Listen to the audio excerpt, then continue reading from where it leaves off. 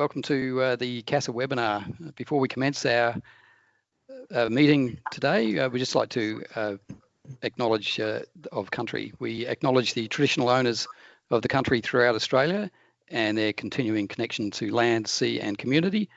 We pay our respect to them and their cultures and to the elders past and present. So welcome to Your Safety is in Your Hands, sharing the air, gliding operations. Thanks, Drew. My name's Terry Horsam. I'm an Aviation Safety Advisor with CASA, and joining me today is Drew McKinnie, Safety Manager, Gliding Australia, and Cath Conway, OAM, Glider and Powered Instructor. And I'm just going to run through a couple of details on our presenters today. So from Cath first, she started gliding with the Adelaide University Gliding Club while still a student in 1986.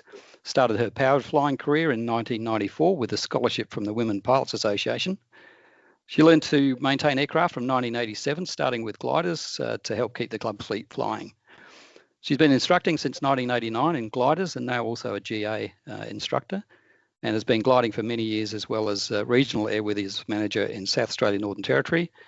Ran a school with a motor glider at Parafield, done some commercial flying and maintenance, and professionally worked as an engineer in the defence, aerospace and telecommunications industries. Cath's currently working for Boeing on the Wedgetail aircraft project. And also, our first speaker today will be Drew McKinnie. And Drew is the Safety Manager of Gliding Australia. Some of you might have been familiar with the change of brand from Gliding Federation Australia to Gliding Australia. So Drew has been a glider pilot since 1971, starting at the Woorma Gliding Club. Moved to Canberra in 1983 and has been at the Canberra Gliding Club ever since. He's been an instructor for decades, enjoys training the next generation of trainers. He's been a previous club CFI, was GFA Chair of Operations from 2014 to 2019, and in 2021 became Gliding Australia Safety Manager.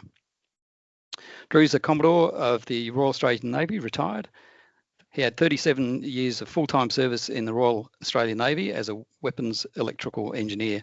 He founded the Navy Certification and Safety Agency, and he served as a reserve officer for over 10 years in numerous defence, airworthiness and seaworthiness boards, supporting safety and fitness for service of numerous ships and aircraft. Importantly too, he's also the ACT manager of the Scotch Malt Whisky Society, and Drew makes the note that gliding and whisky do not mix. My name's Terry Horsam, as I mentioned, Aviation Safety Advisor based in South Australia. Thank you. Just a bit of housekeeping for those of you that may not have been familiar with the team's setup. This webinar will be recorded. It's going to be available on the CASA briefing channel within the next few days. You'll notice that most of you are automatically muted and your camera is turned off to save our bandwidth. Now, if you'd like to use the chat function, we've got just a little ribbon up the top there, which enables you to have a chat, put your hand up, and that'll appear in our discussion off to one side. We can either answer the questions as we go, or we can get back to you at the end of the presentation with various questions to be answered. If you have an urgent point and you really want to make it, just put your hand up and that'll work. So the chat function is to the right of the hand, and the hand will go up straight away, and that'll enable you to make a point if you consider it relevant at that particular point in time. We will allow for questions at the end of the webinar, so there's plenty of opportunity to have a bit of a chat. So I think you'll find with this very comprehensive briefing that we've prepared this morning that you will find numerous questions will be answered as we go. Thanks, Drew. We also have our Credly digital badges, and we want to recognise your commitment to continuous learning with a digital badge for attending the seminar. You can add it to your email signatures, your digital resume, or even social media. To be eligible, just stay for the duration of the webinar, which should be around about 45 minutes today, and you'll receive an email from our digital badge partner, Credly, and then just follow the prompts to claim your badge. Thanks, Drew. Okay. So it's up to you. I'll leave it in your capable hands. Away you go. Good on you. Thanks for that. And Cath and I are going to have a bit of a fast gallop through a lot of subject matter.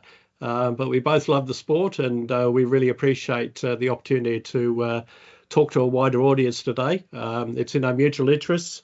Obvious safety imperatives associated with mixing safely with others in the sky, helping members get in the air, get home safely, and we just want to make sure that we can mix with other aviators in the most smooth and trouble-free manner possible. So that's our DG1000 flying high over the high country. Lovely place to be, about flight level 120 there.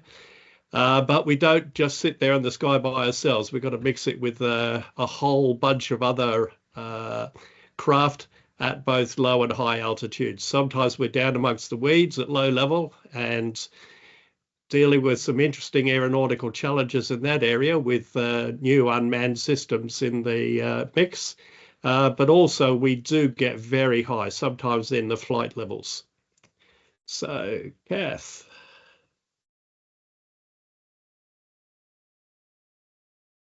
You there, Cath? Can you hear us? Okay, can you hear me now? Gotcha. Ah, lovely. I'd been muted. So anyway, here I am. I thought I'd start with a bit of history because a lot of people don't realise just how long gliding has been around as a sport. The very first flight was thought to have been piloted by Sir George Cayley's Coachman in the UK in 1853. And that flight was recreated with a replica in the 1970s by Derek Piggott and featured on a TV program. Even the Wright brothers started with gliders before their famous powered flight. But gliding became more widespread in Germany as a result of the Treaty of Versailles, which forbade powered flight there after World War I. As a result, Germany is still at the forefront of glider design and development through its ACAFLIEG University program. And many of these graduates actually find themselves working for companies like Airbus. And you can see the influence of gliding on airline design in recent years, things like cleaner, longer wings, winglets, and other efficiencies. More relevant to us here, in the 1920s, Edmund Schneider Flugzeugbau manufactured gliders in Grünau in Silesia, Germany. And their Grünau baby remains one of the most produced, including under license, gliders in the world. If we can go to the next slide. Yep. Here in Australia, the first glider flight is actually credited to the Taylor, the glider, which flew in 1910 at Narrabeen. And I believe that's in a museum somewhere, although I haven't seen it myself. But gliding in Australia largely kicked off by small clubs starting in the mid to late 1920s. There was a Popular Mechanics magazine that kicked off a lot of clubs because it had some plans on how to build your own primary glider. In 1949, gliding became the first self-governing sport body under delegation from what was DCA back then. And this was great for gliding to be responsible for their own destiny, but has removed gliding from the Australian aviation mainstream a bit. So it's not quite as visible as it is in other countries like in the US where FAA govern it still, or Europe under EASA. So I think we're not anywhere near as well known as we would like to be. Hopefully this presentation is going to help with that. Anyway, after World War II, with the redrawing of the German-Polish border, the Schneiders of Grünau were displaced and the fledgling GFA invited them to set up in Australia. We were really lucky to attract the Schneiders with their direct link to the start of the sport and their extensive knowledge. And they continued to build gliders in Australia right through into the 1980s. They did have a factory at Parafield for a while. Getting on to a bit of aerodynamics, those of you that fly power will be very familiar with the diagram on the right, the lift, weight, thrust, drag diagram, but of course gliders don't have thrust. So I thought it fitting to include a diagram there of how a glider moves through the air with no engine, and it is no problem. Gliders are always descending. Think about a toboggan sliding down a hill. So it is the horizontal component of lift. So if you imagine the lift opposing weight straight up, and then you've got the horizontal component coming forward, and that is giving us forward momentum. But gliders are always descending. So to climb, they've got to find air which is rising at a faster rate than the sink rate that they're flying at the time. So if they're coming down at 1 to 200 feet per minute, they need to find air that's rising at a greater rate than that. And the most common sources of lift are thermal, ridge lift and wave, and we'll talk a bit more about those in coming slides. Okay, we've all got rules. You guys got rules? We've got rules too. Gliders are day VFR only, and they operate under Part 149 and Part 91. We do have to have exemptions due to some of the peculiarities of our operation. For example, we need to be able to get a bit closer to each other to all fit safely in a thermal, so 200-foot separation, and ridges don't always turn on the amount of lift that we'd like, so we get a little bit close to them at times, so we need to be allowed to fly low and close to the ridge. You can find us above flight level 100. Most gliders carry oxygen, as per that photograph. And gliders are actually fully certified aircraft under CS22 and carry a VH registration. Gliders can operate in all classes of airspace, and even above flight level 200 with a signed letter of agreement with Air Services. And that's an exemption CAR 173 for those that care. We are negotiating new conditions for high altitude soaring areas at the moment, because Drew comes from a club. You might like to chip in, Drew, about what you do at Bunyan. Yeah, lots of wave soaring, and quite often up there in the flight levels. And the Australian height record of flight level 330 was set from our club. But most operations, most of the time you'll find gliding operations in G&E airspace. Southern Cross Gliding Club operate at Camden in Class D. I ran a school with a motor glider at Parafield, which of course is Class D. And gliders do use C from time to time. I've landed 2 pure gliders over the years at Adelaide Airport and flown a motor glider pretending to be a 737 for a movie, beating up the main runway at Adelaide. That was pretty good. But, you know, more commonly we'll get a clearance into Class C either because the thermals are so good for the day that we like to use that extra lift, or on a not so good day to cut through to get home. Next one. So for those of you that are not familiar with gliders, they come in various different forms. We have pure gliders, which can have 1 or 2 seats. 2 seats are typically a tandem arrangement, and they have no engine. They can be made, in the old days, they were made out of wood or steel tube and wood and fabric covered. These days they tend to be composite, and they use a lot of fiberglass, carbon fiber and Kevlar materials, and quite high tech, allowing for very precise aerodynamic sections. Self-launching gliders, again 1 or 2 seats, and that's that diagram down the bottom in the middle. They can either self-launch or they can use other launch methods. The engine usually folds away into the back, as you can see there. And those engines can be 2-stroke and more commonly, or more recently, electric. Then we have power-assisted or turbo sailplanes. And they are, again, 1 to 2 seat, but they cannot self-launch. They have a sustainer engine that only pop out to save somebody having to come out with a trailer and bring them home. And then the last class, and we've got two pictures of those, are the touring motor gliders. So bottom left and top middle are 2 different types of touring motor gliders, and they're really very much aeroplanes with long wings. You can see that one down bottom left is actually made by Diamond and triggered the whole DA40 series of aeroplanes. It's kind of like their grandpa. And they typically have 4-stroke engines, and they can tour along and run very much like an RAOS or a GA aeroplane. But gliders are designed to be de-rigged into a trailer, either to be transported around or retrieved from a paddock, and we've got that in the top right there. Okay, so if you guys are flying or mixing with gliders, there are some important differences to consider about how we fly. In a powered aircraft, you're used to flying straight line. You fly from A to B to C, calculating your speed and time for navigation, but glider pilots can't do this. We can't fly at a straight line at a constant altitude on a constant heading. Makes you wonder why we even bother with a compass. We're always having to follow energy lines and circle in thermals to gain height, to fly a little bit further, and then stop and circle again.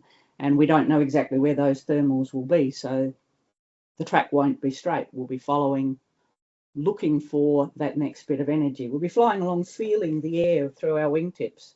If one wing goes up, we'll turn in that direction a little bit. So because we maximise the use of lift and energy, we cannot hold altitude in a circuit or on track. We're always flying downhill through the air mass. And of course, we only have one chance to land. We can't go round. We might have to outland in paddocks if we don't get home from that cross-country flight. And that is not considered an emergency. It's considered a normal part of gliding operations. And I've had a lot of pretty nice roast dinners with farmers throughout my career. Usually they like to drag the grandchildren out to come and sit in the glider and help you de-rig it. And since it's summer, you haven't done any damage to a crop, so not too bad. Okay, they're also very hard to see. A glider head-on has a very small cross-sectional area, and they're usually coloured white for heat reasons. The hotter the structure gets, the worse it is for a composite aircraft. So sometimes we fly alone, sometimes we fly in company or gaggles. So we use the radio, and we have the same VHF radio that everybody else has, but for a gliding competition or event, we do have a chat frequency because often we have to help each other to stay aloft and find lift. Maybe not so much in a competition. We also have our own collision avoidance system, which was developed before ADS-B exists, called FLARM. Some of those FLARMs can now also talk ADS-B.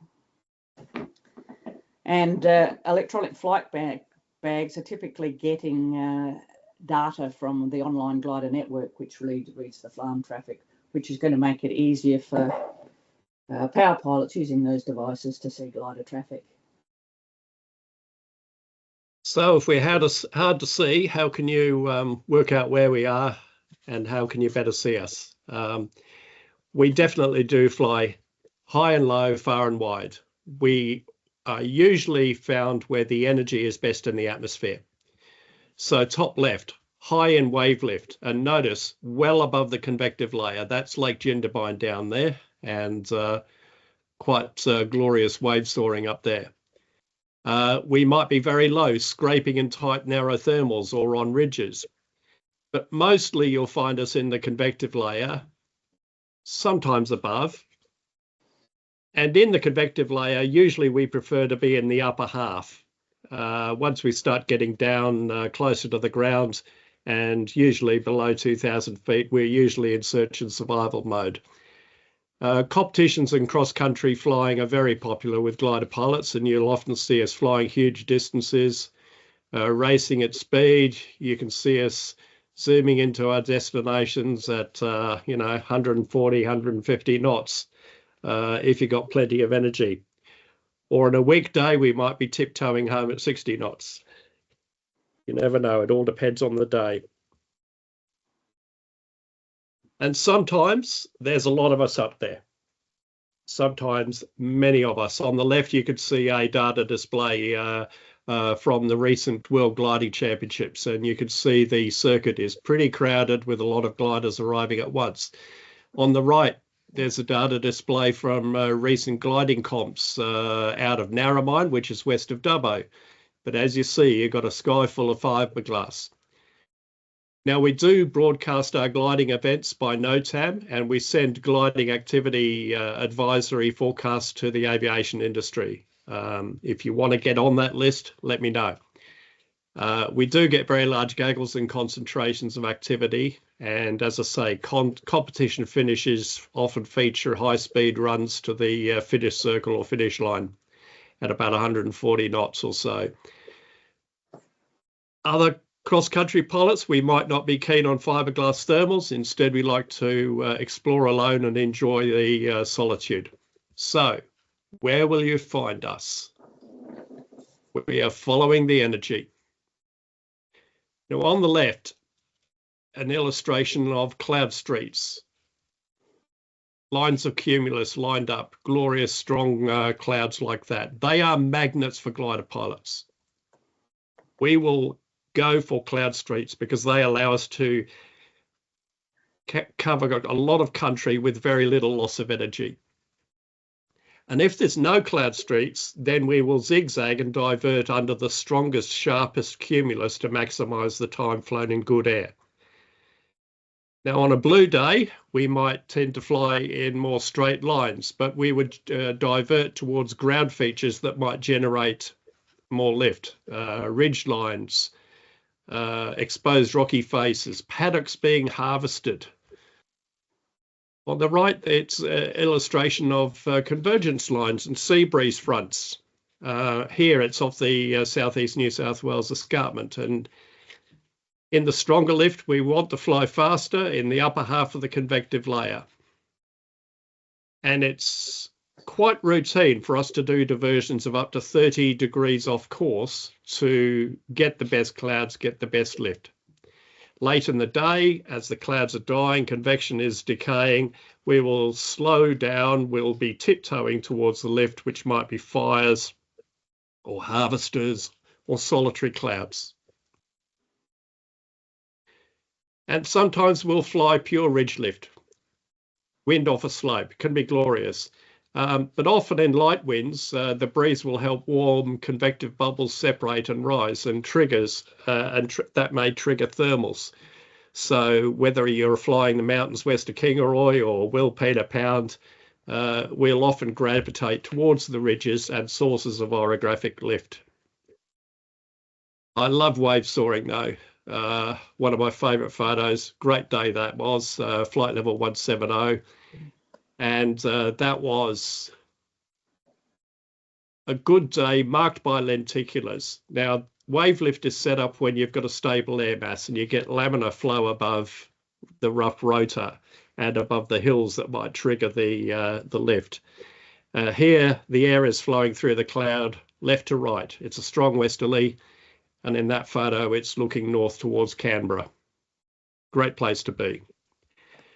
But not always lenticulars. Sometimes we will have wave lift at very high altitudes, and here we're at about flight level 150 in the Lake Yukonbeen area, and you see in those photos on the right that the lift is actually marked by the rotor cumulus down lower. But even so, without lenticulars, you still get strong lines of wave lift, and the flight on the chart on the left shows a great flight down to the Victorian border and beyond, backwards and forwards along the snowy mountains. Again, a great place to be. Sometimes we've got friends and they go and fly the Morning Glory. In fact, there's a few of them on their way up there now. And usually it's done by folks with touring motor gliders like the Grob 109 on the left or the STEMI S10 on the right. You need a motor to get home to avoid the mangroves and the crocodiles. Inland, we sometimes get soliton ground waves going across the countryside. Not many people have soared them, but there's a source of lift that can be worked. So how can you see us? Electronically, we use FLAM. It started in 2004. And it's used worldwide these days by glider pilots. It's very common in the European Union and the UK amongst general aviation and other sporting aviators. a lot of low-level operators use FLAM. And FLAM is optimized to calculate collision risks for turning aircraft. And you can have simple indicators like the indicator lights on the left, or you can have more complex radar displays. There in my glider, the FLAM antenna on top center, and the display is on the right, kept nice and high in the panel to encourage a good lookout. So how else can we do things? We're increasingly using ADS-B. It's appearing in more modern gliders, but in most cases, battery limitations, current draw, weight and balance are limiting considerations. Increasingly, we've got a lot of glider pilots buying the conspicuity equipment, the EC, low power ADS-B. And in future, we hope to see more combined EC and FLAM units being sold on the market using Australian FLAM frequencies, which are different to the rest of the world as usual. But EC is not used by ATC for traffic separation. But all is not lost. If you've got an electronic flight bag and something good like AvPlan and Flight Radar 24, you can get a lot of our EC data and see where we are. Certainly you can see concentrations of activity, such as you see here. Increasingly web-based technologies that are receiving FLAM data through the Open Glider Network can give you situational awareness information, such as all those gliders frantically trying to avoid the approaching thunderstorm on the left, and all the guys sharing a nice crowded thermal on the right. In Europe, ICAO is studying ADSL, which is going to be like ADS-B with additional web-based augmentation. Situational aids can help, but they are not the whole solution. We've got to keep our eyes open, and we're now seeing visual conspicuity aids, which are not yet mandated, but with high-intensity LED technology, it can be married with FLAM, and it can give very prominent warning flashes either in the canopy or fitted below the fuselage or on wingtips. They're not mandated, but glider pilots do tend to be early adopters, and I would expect to see more of these over the coming 5 to 10 years. Where are we operating? A couple of charts there, one with an IFR view, the second a visual view. Where are the gliders? The double cross symbol is often not understood. It is often missed. And there we've got Bunyan on the left near Cooma, and that's an aerotow site.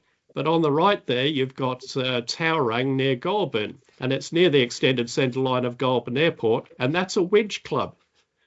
And I've got to say this, flying through a winch launch operation is highly dangerous. We've had near misses there and near Mangrove Mountain on the central coast of New South Wales. So we do appeal to all of you, please check your charts, check the ERSAs, and give a call on the CTAF or the area frequency. Okay, mixing operations with gliders. I've included some photographs there of some of the mixed operations I've been involved with, from flying my powered aircraft, a little Glass Air, into the gliding operation at Stonefield, landing my motor glider with the engine off at Parafield in a Class D, flying past the main runway at Adelaide Airport in the Super Demona, and then we've got just another picture flying past Parafield on the bottom left and landing a pure glider that belongs to the Air Force cadets at Adelaide Airport. We're able, again, energy management, land on the runway at Adelaide Airport and roll around off taxiway Delta and get a comment from the tower saying, "Oh, I didn't know you guys could do that." Anyway, let's start with how gliders launch, and Drew's mentioned winch launching.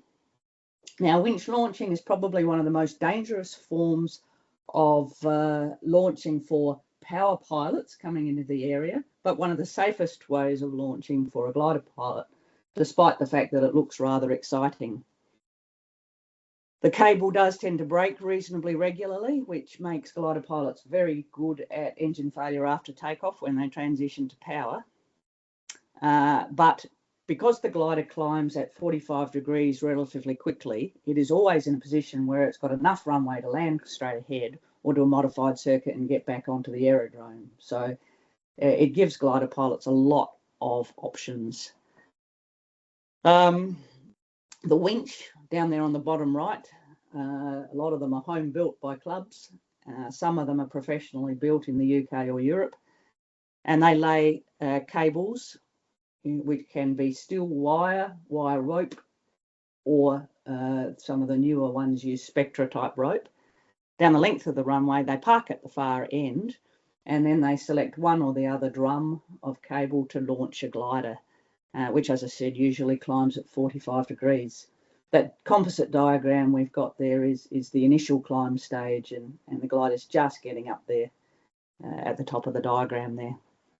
So what that means is you've got a long piece of rope that could be anything from 1,500 to even 2,500 to 3,000 foot hanging in the air. If you come through the middle of the strip while that launch is in progress and you catch that wire with your leading edge, it won't be good. Once the glider gets to the top of the launch, they will nose over to take the strain off the cable and release, and it will fall back to earth, usually aided by a parachute, but not always.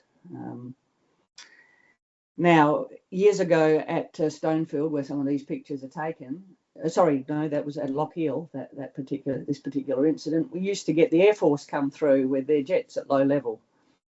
And our CFI has contacted the OC of the operation at Edinburgh and said, "We're a winch launch club. We really don't think you should be doing that."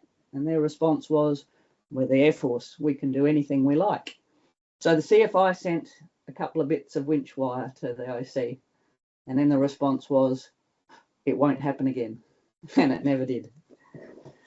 So if we move on perhaps to aerotow launching, which is a very, very common form of launching around the world, usually using a repurposed ag plane, but also can be a touring motor glider set up for launching, or even RAOS aircraft can be equipped with a tow hook.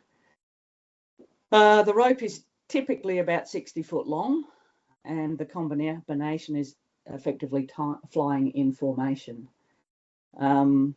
There have been accidents where a third-party aircraft has hit the tow rope. Again, the outcome is not great for either party. The tow pilot will climb to launch height, usually 2,000 feet above the ground, but maybe higher depending on the training sequences, or perhaps to contact wave for Drew. And then their mandate is to descend as quickly as possible while trying not to crack cylinder heads, because the glider pilot is paying for the launch until the tow plane is back on the ground. And typically there are more gliders lined up waiting for the launch. You can see on the third picture there were 14 tow planes at the World Championships at Benalla when that picture was taken. And then you've got a photo on the far right, which is showing the view from the glider following the tow plane. And you can see our most sensitive instrument in the glider is the piece of string there. We want to fly efficiently, so we want to keep our string straight and not have any sideways forces on the glider, and increase that cross-sectional area. Okay.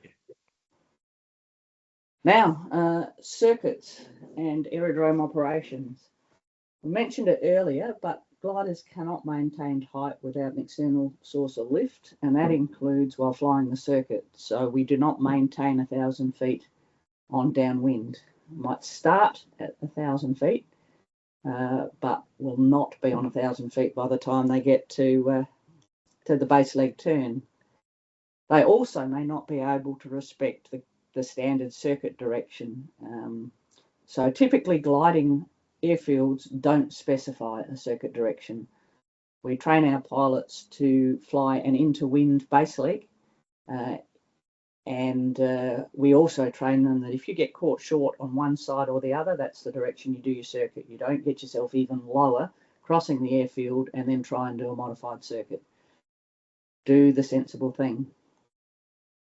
So they will also modify the circuit shape depending on the wind and whether they encounter lift or sink. So if there's a lot of sinking air as flying around the circuit, the glider will turn in shorter. If they encounter lift, they may extend a bit, but always being mindful that with lift comes sink, so you don't want to get too far away. The circuit is typically closer than powered circuits, although some of these powered circuits make me worry. I mean, if your engine fails, guys, you're not going to get onto the aerodrome. And finally, steeper, because we have to have air brakes. We can't throttle back for final approach to land, so we've got to do something to make the glider come down, or we'd need a very, very long runway. So gliders are typically fitted with air brakes, which you can see in that top picture there for the Canberra Gliding Club Pooch, or our K13 there in the middle picture. And of course, we can't really taxi off or taxi back to the launch point. So typically we have to be retrieved by car, and you can see that in the bottom left. So a car and a glider together is effectively a taxiing aircraft, and the car will be radio equipped to make appropriate calls. Now, what should you do if you're going to fly into a gliding site? Well, it would be prudent to check the ERSA to find out whether you need prior permission or what the deal is for flying into that gliding site, and whether there's even gliding activity at any airfield. So you would expect to do that as part of your pre-flight planning. Significant gliding activity will always have a NOTAM issued, so keep checking your NOTAMs. Consider making prior contact with the gliding operation to find out if there's anything that you need to know or that would be helpful for both of you. Make standard calls inbound and listen out for glider traffic. They will typically be on the CTAF in the vicinity of the aerodrome. And most importantly, of course, as always, look out. Look out extra well, because those gliders are hard to see. Maintain situational awareness. I mean, this is all pretty standard stuff for any sort of operation. Look for ground activity. Look for presence of a winch, truck driving up and down the runway, or positioned at the far end to perhaps some gliders lined up. Gliders lined up at all. Listen for the presence of a tow plane. Don't cross the runways below the 3,000 feet at a winch site. And if you're unsure, ask.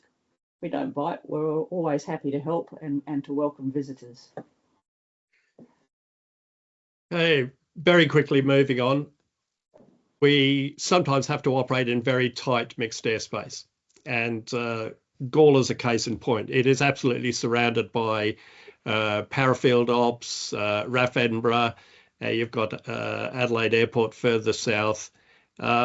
And we also have our own challenges operating in the wide open spaces of New South Wales and Queensland, where we're sharing with all manner of general aviation, commercial, RAF airspace users. The bottom line is we've got to have mutual respect for our operations, improve situation awareness, read the NOTAMs, get across the activity briefings, and use our EFBs well, use our situational awareness aids well. And this then leads to just a little pause here, and that is thinking about the different mindsets and flight planning considerations that we tend to display in powered flying: straight lines, waypoints, schedule, flight comfort, staying out of turbulence, whereas we're chasing the good air and finding the energy. Get low, we're always looking for the landing options. A flight path is always changing, much like the wedge-tail eagle you see there, whereas in power it's a more predictable form of operation. Gliding by its nature is an adaptive sport, but we do have in common, we're unified by the need for thinking about safety, situational awareness, threat and error management, respecting each other's operations, and above all, airmanship. Cath. And finally, I just like to make the point that a little bit of crossing the streams can be good for all of us. I found that when I went and started power flying, my gliding background helped enormously, and what I learned as a power pilot has helped with my gliding. What gliding can offer a power pilot is good energy management skills, aircraft feel, stick and rudder skills, stall and spin awareness, and competency with those things. A lot of power pilots I find when I'm instructing in power are quite frightened of these. Forced landing skills, engine failure after takeoff skills, and I've flown a PC-12 commercially and found that there's one of the few aircraft where you are expected to do a turn back for the endorsement. And in order to do that, the manoeuvre is a cross between a winch launch cable brake and an aerotow rope brake. Get the nose down, wait for your speed to come up, and then wrap it around in a tight turn and land back the other way. So gliding was an enormous help there. And of course, gliders are stressed very strong for +6 almost and -3, not +3, -1 like your standard Cessna. So we can teach basic aerobatics and upset recovery skills. And by their very nature, we have to be very good at meteorology in order to find the lift to stay aloft. So consider coming and giving it a bit of a try and see if you can extend your aviation awareness. And with that, we want to thank you all for being part of the conversation, this webinar. We look forward to sharing the air with you all safely. Wish you many happy hours aloft and happy landings you could walk away from with a big smile on your face. But I'm sure there's questions out there, and thank you all. Some questions. Thank you, Cath. Thank you, Drew, for a very comprehensive overview of gliding operations. And we do have some questions, which some have been answered as we've gone through. But I'll just get one from Peter now. Peter's question is typically what frequency would you be monitoring or broadcasting on so that GA pilots might have a means to be aware of your presence? And I think, Cath, you did mention that you do talk to each other when you're sort of thermaling, etc. So what are the frequencies that we should be aware of, particularly if we've got a secondary radio on our aircraft and we'd like to sort of have a listen to what you're talking about? I'll let you take that one, Drew. Or... Okay, yeah. 1227 is the primary glider safety frequency, often used for glider-to-glider comms. 1225 and 1229 are secondary gliding safety frequencies. But we are putting a lot of emphasis. There's an expectation that if you're operating in an area where you might be affecting CTAF operations, you should be on the CTAF frequencies. If you're flying high in Class E, you should be on the area frequency. We are trying to improve the radio procedural knowledge and discipline in the whole gliding movement.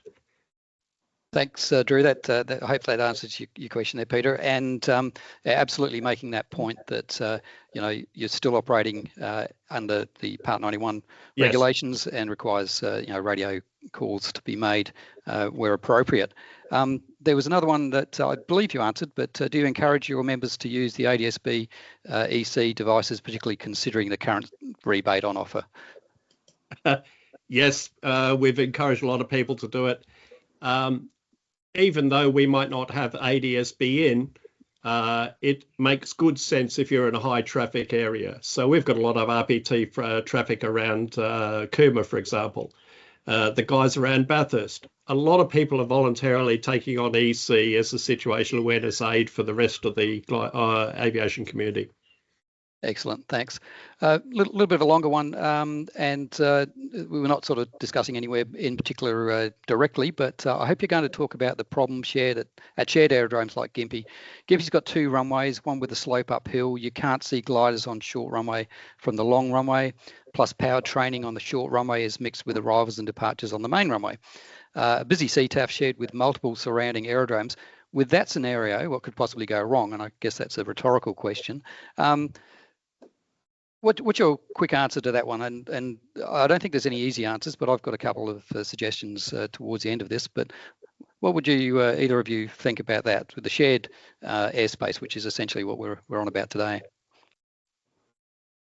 Yeah, the Gympie issue is, I mean, we've just been responding to questions from the coroner there, and Caboolture ATSB has still got to do their stuff. And, you know, every one of these is a tragedy that shouldn't have happened, but there are elements of situational awareness breakdowns or comms breakdowns that may have contributed. Certainly, we put a lot of emphasis now on having, at multi-user aerodromes, we should have shared operational procedures. There should be a multi-party aerodrome operations manual and protocols for deciding what is the duty runway, what are the procedures for changing runways, etc. Unfortunately, human error is always going to be an issue, and I'm not blaming people for that. It's an inevitability. So if we're in doubt about whether other people understand what's going on, I would say, for goodness sake, do a rebroadcast. Yeah, look, this reminds me of a ATSB report that came out just recently regarding operations at Mildura, where a Dash 8 and a light aircraft had a near collision, and Mildura changed their procedures, so now it's mandatory to make a rolling call to Mildura because of a similar issue that you've spoken about there, Gareth, about not being able to see the aircraft at the far side of the airfield. So they brought in a change of procedure there. So there's things that you can look at to mitigate the risks, but I wouldn't necessarily pick on anywhere in particular, but it is obviously a busy airfield that you've described, and you know, sharing the air, it's all about communication prior to arrival, departures of the whole thing. So that's a great thing that you're doing there with Gliding Australia is trying to at least get the education going, and this is part of it today. The other thing, just you know, remembering for everybody that, you know, the most hazardous area for collisions is around 5 nautical miles of the airport up to about 3,000 feet. It's that cylinder. So you've got to be really on your game and sort of ultra aware of other traffic in that particular area as well. Finally, I don't know if we can answer this particular question. The one, why doesn't Piper Field have an ERSA entry? I'm not familiar with Piper Field, Colin. I'm not too sure if you are. Either of you are either? Oh, I flew out of it last Saturday, so I guess I can take that one. That's the Bathurst Soaring Club, and right. So they operate out of their own field, which they've had for a long, long time, separate from the main Bathurst airport. Really, I guess we'd have to ask the club why they don't have an ERSA entry, but I am on the understanding that a lot of country aerodromes, private country aerodromes, are not in the ERSA, and there is a country airfields guide which does include more of these aerodromes. The Piper operation is definitely mentioned in the Bathurst entry. And similarly, if I fly out of Bunyan near Cooma Snowy Mountains and Cooma Polo Flat, ERSA entries both refer to the gliding operation at Bunyan. Thank you. We need to improve the listings. Absolutely agree. We're trying to encourage clubs to get those listings drafted and approved. Right. Just a couple more points before we go, but thank everybody for hanging on. And there are some really interesting questions coming through. The gliding operations launch point. This is from Henry. The gliding operations launch point radio is not an ATC service. Right. We understand that. They should be able to advise which runway is being used by gliders, but not how many are up nor where they are. And remember that a glider may have to fly a non-standard circuit or use an alternate runway to land safely, and I think that point has been made. We look for predictability in our circuit, but you know, sharing there with gliders, we've got to be aware of their capabilities, and certainly as powered pilots, we've got to be aware that we're much more manoeuvrable, and we do have options that aren't necessarily available to the gliders. And finally, just Gareth is just finishing up with the Gympie almost having a collision, coming to land on short final, having to do a go-round at Zopfeed because the tow aircraft entered the runway with a glider attached. Yeah, you made a broadcast, but that's not permission to enter with an aircraft on final. Had to do a go-round trying to outclimb the runway slope on a hot day, not happy. And I'm we trust that from my perspective, these things need to be reported so that the person that's involved on the ground and yourself should be aware of it. It looks like Gareth has reported it, and that's what we need. We just need to have a big picture so that we know what's actually happening out there, and that's the only way we can mitigate these issues. There's always more than one sort of story, I suppose, when we look at these things. But we are flying in a very target-rich environment when we're flying in these airfields, and it's up to us as pilots to express our professionalism and also, dare I say it, the old adage of airmanship that still exists on both sides, both powered pilots and our glider pilots, which I would like to thank both Cath and Drew for, as I mentioned, a very informative 45 minutes plus, and hopefully the questions have been answered. If you've got any more questions, please feel free to forward them to either myself at CASA or certainly to Gliding Australia.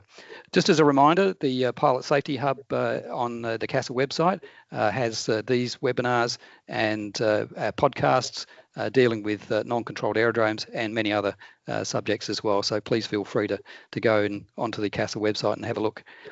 And I'd like to thank everybody for attending today, and safe flying. Thank you all. Thanks, yes. And keep smiling. Happy landings. Thank you. Cheers. Cheers.